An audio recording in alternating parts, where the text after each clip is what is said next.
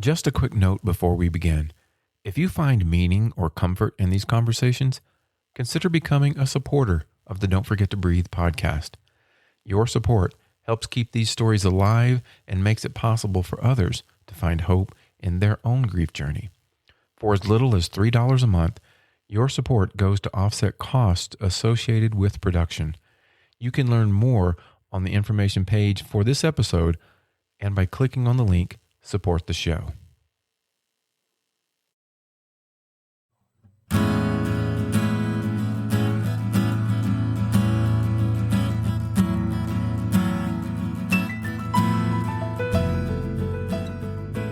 Welcome to Don't Forget to Breathe, the space where grieving parents find voice, hope, and connection.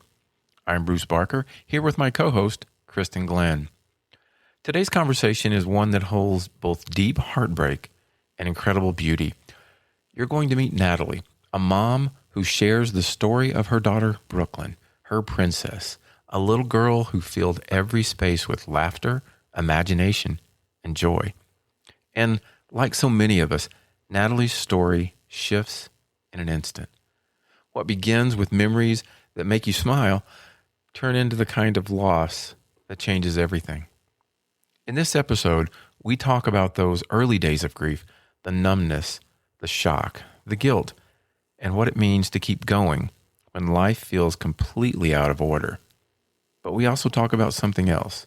We talk about how love continues, how joy and sorrow can exist in the same moment, and how a child's presence doesn't end, it just changes form.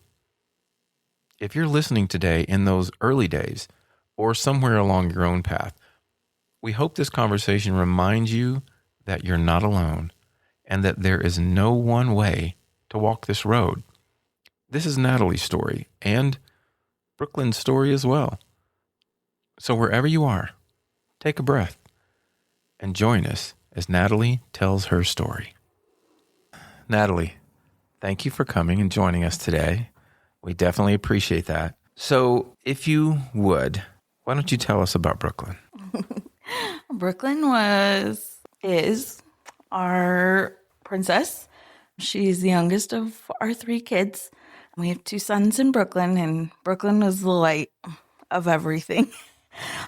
She was a little bit of a surprise, and she just really could not have made our world more complete. She was fun and quiet. She didn't talk for a long time. She would whisper to people that she knew. And then when she started to talk, then it never stopped. She has two brothers that doted on her every move, and she was all the things. She was a princess and a tomboy, and she loved dinosaurs. And So both older brothers? Yep, both older brothers. The protective older brothers. Yes, very much so. Okay. They got her into all the things. It's silly, but one day I remember looking down the hallway of our house, and the three of them are playing American Ninja Warrior along the walls in our house. And I'm like, none of my children are on the ground. They're all up in the Wow. What made her laugh? Anything, mostly her brothers. Yeah. But she was quiet, but anything was silly. She would do silly things. She just loved life. We would be in the car for 5 minutes and she would be ready to play the alphabet game in the car. You know, things were a little different then. The kids weren't on their phones so much, but with Brooklyn, it was like you were always doing something. She was always asking you questions about something. She was always playing a game. Life was just so full. What are some of your favorite memories with Brooklyn? So one year we were traveling to Texas for my son's football national tournament game, and we had to drive on Thanksgiving. And it was so funny, but the kids were done. The weather was bad. It was Thanksgiving. We had to have Whataburger for Thanksgiving dinner. We were in the car for 22 hours. And the kids are all smushed in the back seat, all three of them. And all of a sudden, I see Brooklyn. She's like tucked up into her car seat, and her hands and her feet are together. And she starts bopping around. And we're like, what are you doing, Brooklyn? She's like, I'm an egg. I'm hatching. And then she starts making these weird noises. And we're like, Brooklyn, what are you doing? She was a dinosaur. She was hatching as a dinosaur in our back seat. That is awesome. In the middle of a 22-hour drive. That's one. A close second to that is Brooklyn. Up until we lost her, she would not sleep in her own bed. Sometimes she was sleeping with the boys, but most of the time she would come into mine and Nate's beds. It was just, at the time, hindsight, I never would have put her in her own bed. But at the time, we were really trying to get her to sleep in her own bed. And she was 6, but she would come out and, Mom, I have to go to the bathroom. And you'd take her to the bathroom and put her back into bed. Mama, I am just so thirsty. And you'd get her a drink and put her back to bed. Then we had done this a few times that night, and I look down the hall and I see Brooklyn, and she has a blanket over the top of her body. And I'm like, Brooklyn, you really need to go to sleep. Like, you have school in the morning. And she starts like inching forward on the floor with this blanket over her head. And we hear this tiny little voice say, there's no Brooklyn here. I am a caterpillar. And she could not say the word caterpillar. And so everything was caterpillar. And so here came my little caterpillar down the hall at night.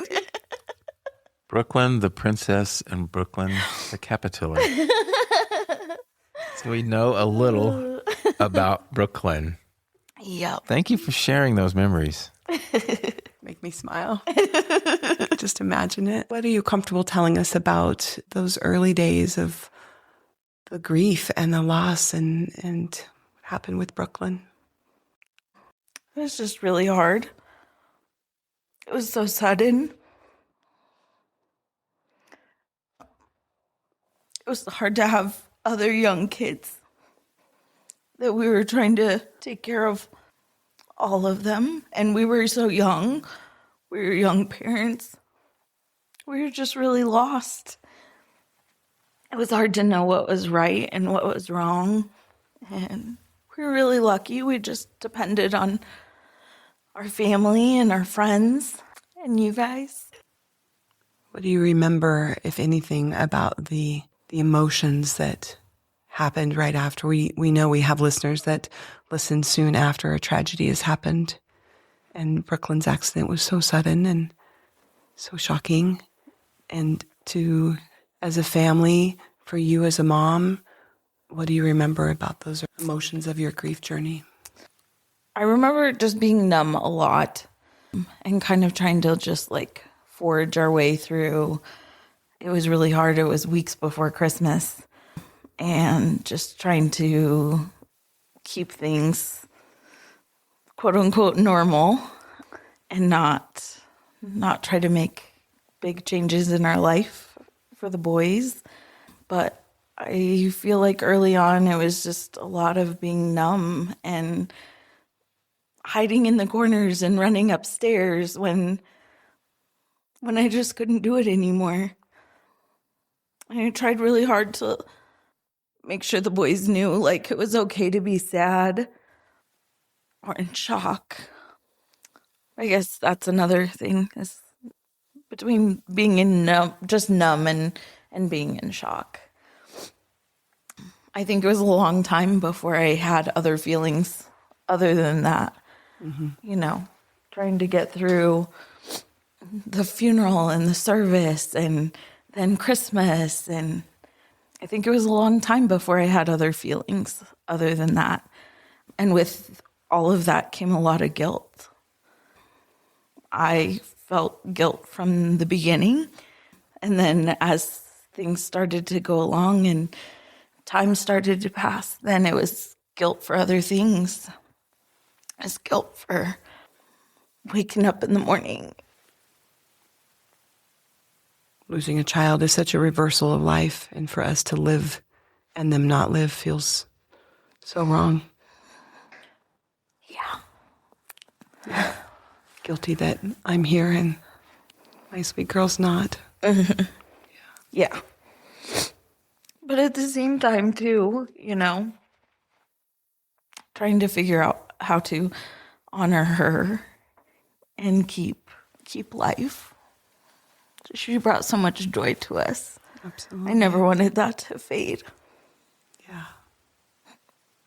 When you think of your family unit and that trying to continue to be a parent when you were just so absolutely devastated and witnessing your husband's grief, how did you notice that the two of you needed to process the grief differently or the same? I always felt selfish. Nate is always my rock. And like always, he always put me and the kids first. So we grieved very differently, but then still together. Like it said, very selfishly, because he always just did what needed to be done with me and the kids. Kind of the protector role. Yeah, for sure. He constantly protecting and taking care of things. And it's hard. I think it was really hard to be in grief so early in life. And for us, we were still learning to be a husband and wife. And even though we had 3 kids, we were still learning to be a husband and wife, to be a mom and dad, to 3 kids. And so it was hard. It was really hard I think it would be hard to grieve now at 40, So to try to do it when we were 32 and not just grieve anybody, but grieve our precious princess. Right. Nothing can prepare you for that. No. And it never stopped. I mean, obviously, we still grieve, but our grief is still changing all the time. The boys' grief still changes all the time. Can you tell me more about that? I just think we've all grieved her very differently. So at first, we were grieving this 6-year-old princess that we very much missed just out of our daily life. Over the last few years, it's changed to grieving the person she would be. Nate and I are empty nesters a lot earlier in life than we should have been. My oldest is engaged and planning a wedding, and we're grieving that, maybe bridesmaid that is missing.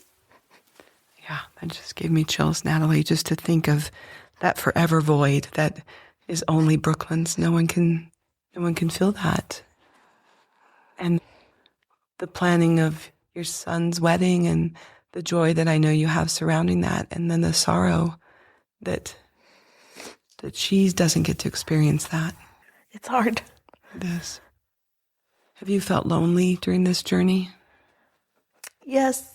And that feels selfish sometimes because I am so blessed and I have amazing family and amazing friends, and I've made amazing friends who are on similar journeys or the same journey. And I am so blessed. I'm never actually alone. Nate and the kids. But at the same time, nobody's ever going to know. I think when you're on this path that we all seem to find ourselves on, it's always different. There's something that's always different. Yeah, it's only yours. Mm-hmm. You can kind of be in a room full of people, even if they love you dearly, and still will feel a bit alone. Mm-hmm. Yeah, those are wise words that I think we all can relate to. So, Natalie, what ways Does your love for Princess Brooklyn still show up in your life today? Oh yes, daily. I think that most parents in our shoes say, not a day goes by that we don't think about her. I mean, I start my day thinking about her. I end my day thinking about her. She's very much present in everything that I do. But I also I never stop talking about her. And I think sometimes that affects relationships or friendships in our world because people are afraid of that. Sure.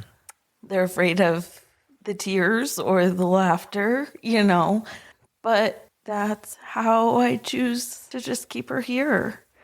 We go out to see her. She has a beautiful bench and a beautiful headstone, and I very much decorate that every season of the year. Her stuff doesn't leave our house.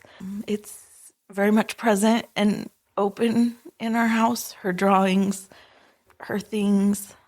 When we go on vacations, we find things that she would love. And it's very much, I think, a comfort to us that somehow you can be on the other side of the nation and you're like, oh my gosh, Brooklyn would love this. Or you find a toy that relates back to her somehow. And to me, those are all just signs that she's still with us in one way or another. And her presence will just very much never leave us. So we do. We go to the beach and we write her name in the sand. And we've been on a boat in the middle of the ocean and seen an animal we weren't supposed to see. And I think very much all of those are just, hey, Mama, I'm still here.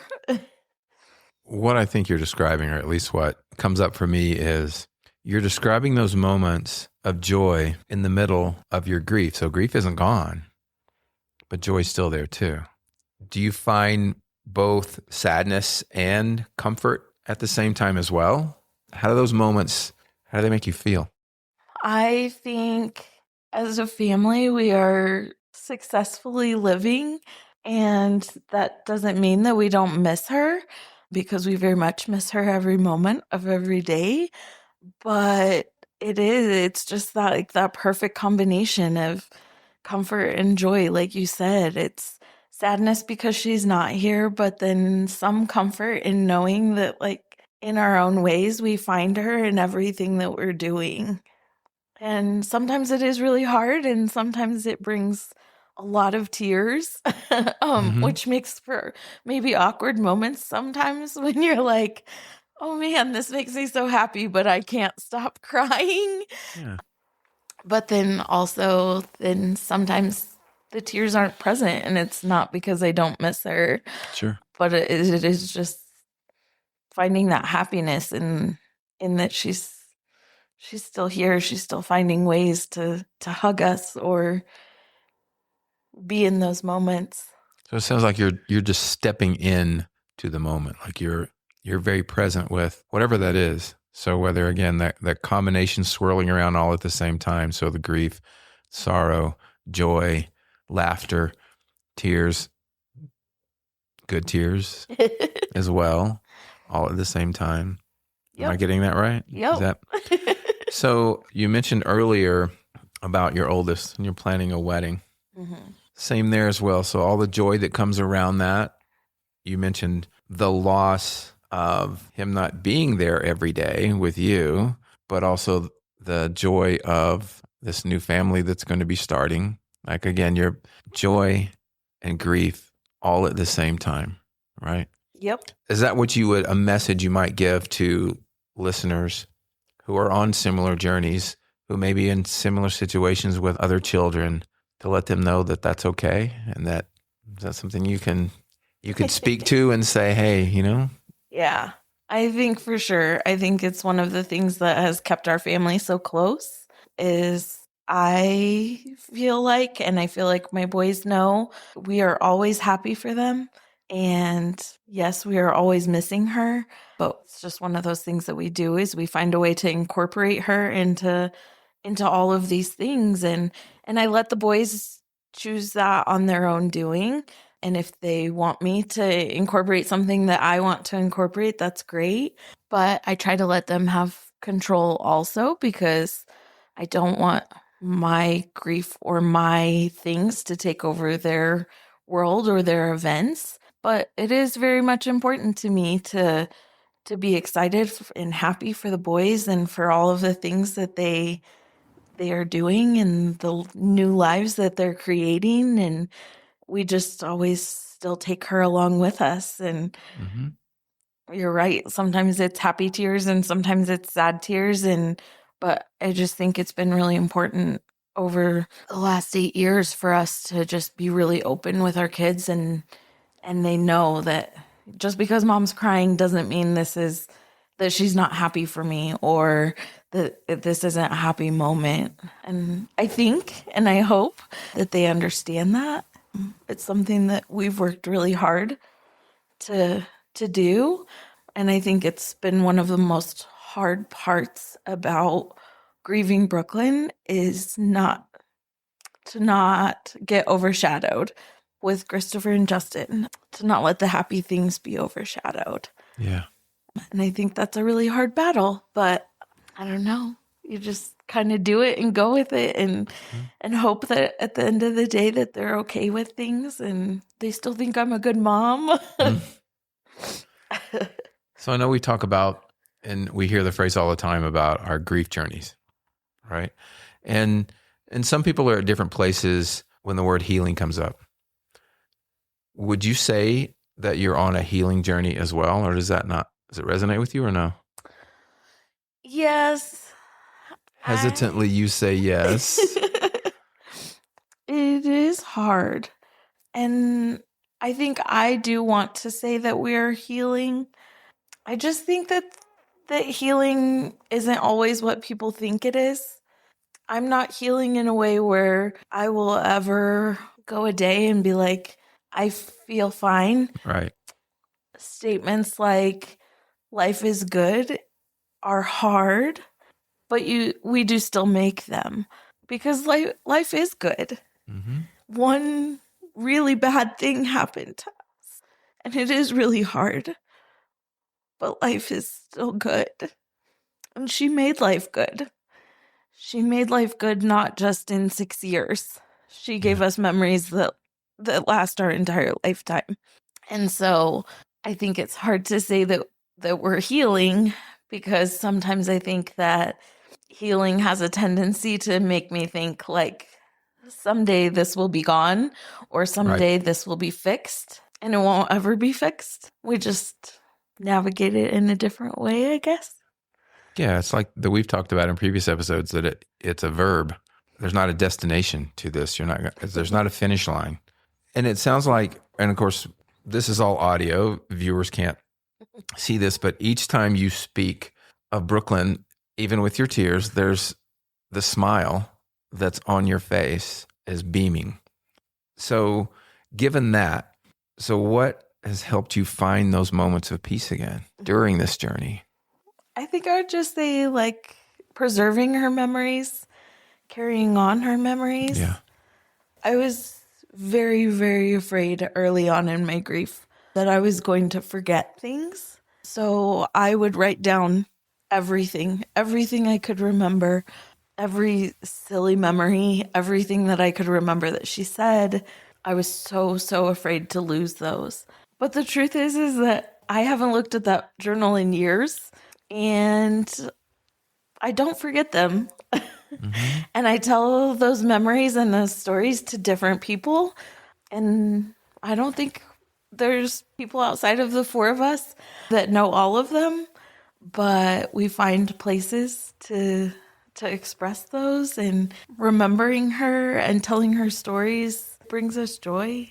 You know, and sometimes times in places where it's hard to feel joy, she brings it easy. So it didn't matter whether she was here or not. Like, she is a constant source of joy. You began with stories of your princess and your caterpillar. What do you want our listeners to remember most about Brooklyn?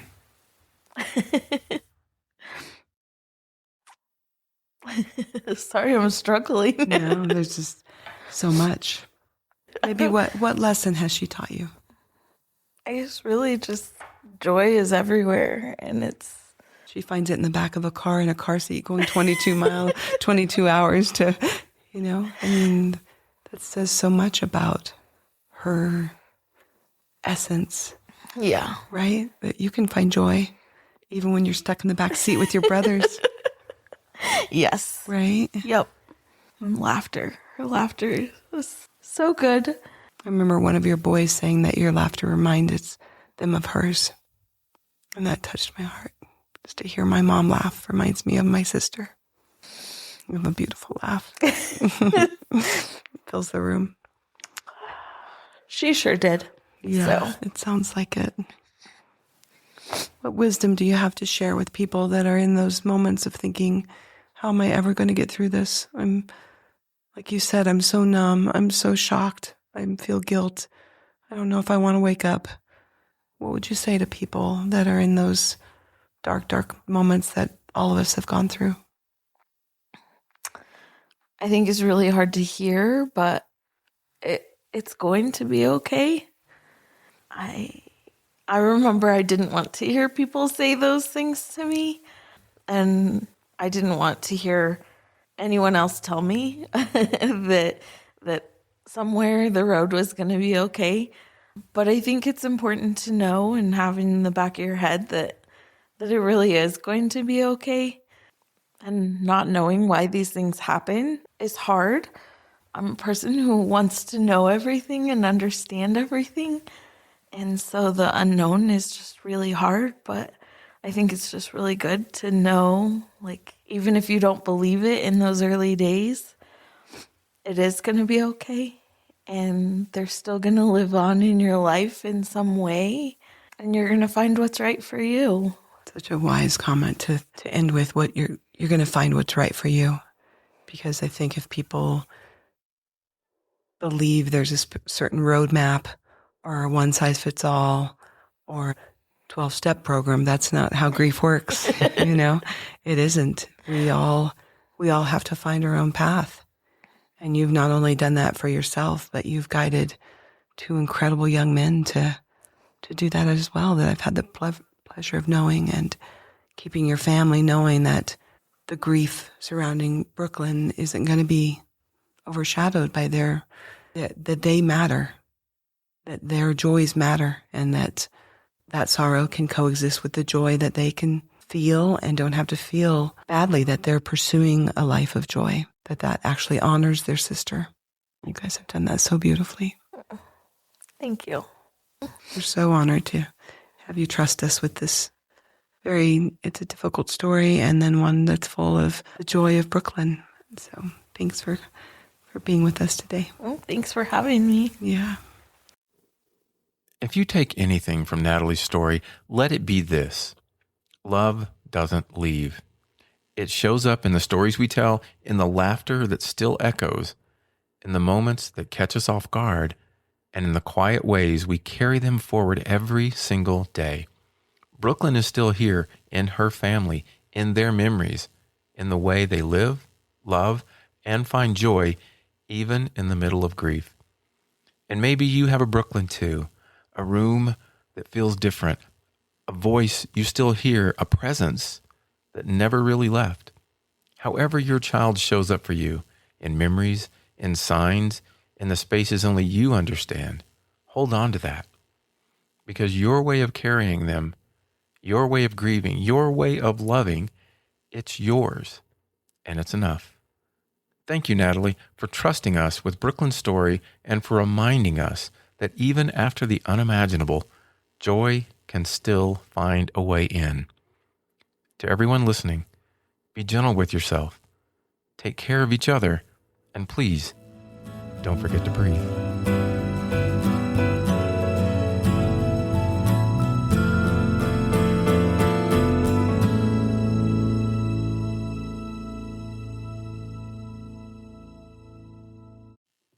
One more thing. This podcast is for informational and educational purposes only. We are not licensed professionals, just parents who've experienced unimaginable loss. This isn't meant to replace help from a therapist, doctor, or other mental health professional. If you're struggling, please reach out to someone qualified. You are not alone. You can also contact us by going to the show notes and click on Send Us a Text, or my contact email is bruce.barker61@yahoo.com.